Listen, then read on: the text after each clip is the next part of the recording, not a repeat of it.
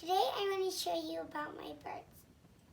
So this is Stuart, that's Bastion Pathfinder. The one that's already in.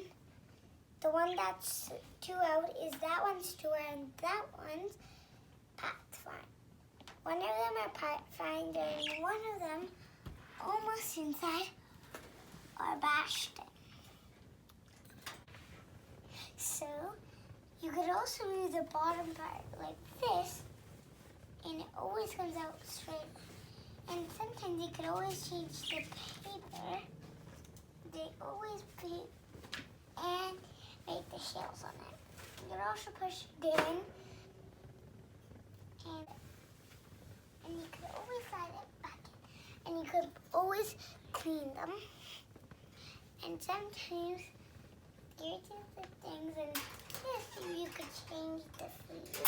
That's the water you could also, and you could also let the birds come in and out.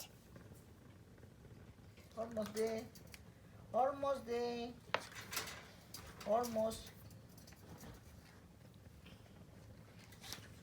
Good job.